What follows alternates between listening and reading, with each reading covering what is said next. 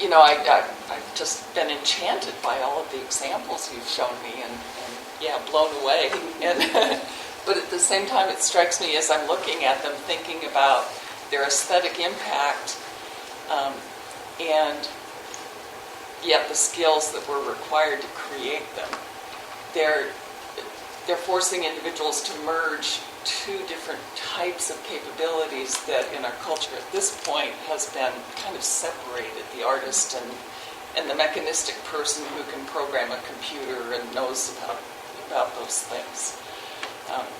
And I think that's wonderful. I think that, the fact is then that, as personalities develop in response to this new opportunity, this new tool, that will become more interesting as human beings. Fortunately, the technology is arriving to a standard, an easy standard that can be used by everybody, I was at the beginning of the digital technology, it was so expensive, so rare, we must program to know a lot about technique.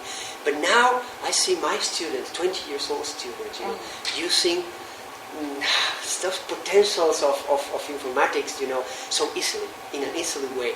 That, of course, they don't arrive to some point. It's completely necessary to interact with other skills. It's completely necessary to make interdisciplinary groups. But at the same time, it's so interesting that each of them, can individually arrive to a so deep point, technically talking. Because now it's easy. It's easy to produce 3D. It's easy to do movies. It's easy to, to construct in the virtual space. It's so easy, Maybe not for us, but for 20 years old guys, it's so easy, that you see how they are moving into a crossover areas, because they can. I saw people, I saw graphic artists with graphic designers, with biologists, working together, say, oh, I have this in my microscope, Hey, we can do, a movie from that, putting that and adding some 3D. And it's so simple, The only thing we have to do is to provide the conversation, to provide the talk, to provide the round table, to put all together, to sit in front of them, And that's so difficult because for me the challenge nowadays is to change the idea of the university, being in separate schools, separate faculties, and just putting all together. Just focus on two projects and say, okay, in this faculty, in this university we have these projects. Okay, who of you want to work on that project?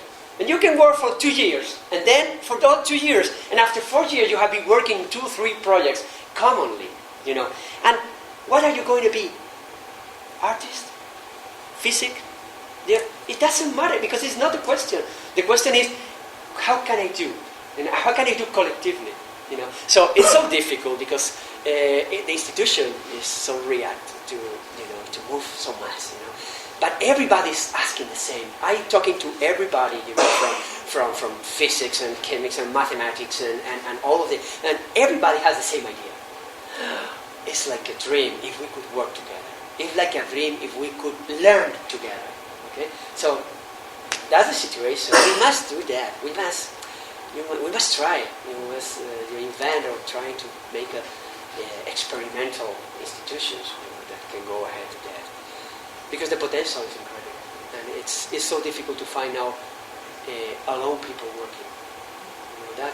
What we must understand is what is our own role. My best problem, my highest problem, my challenge is to figure out the exact role of an artist in this multidisciplinary world.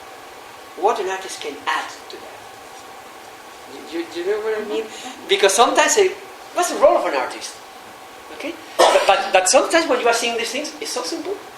Just to dream. Who is going to dream? The physics? The mathematics? The biologists? No.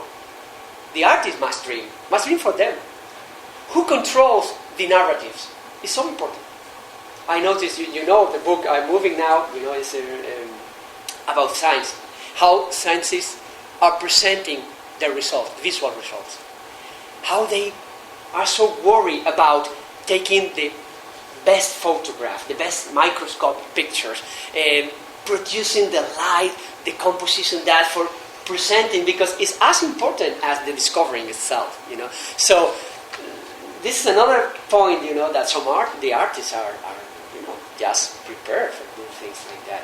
But it's important because it changes so much that most of the people are thinking in artists like a romantic idea of an artist, like Picasso, you know, working with stains, you know, all dirty in the room, you know, with painting oil on canvas. And that's not what's happening nowadays. You know, an artist is moving from the studio to the labs, you know, and it's moving from the alone, romantic, personal idea to a collective ideas, you know, but still keeping their own rules or their own role. These are my ideas.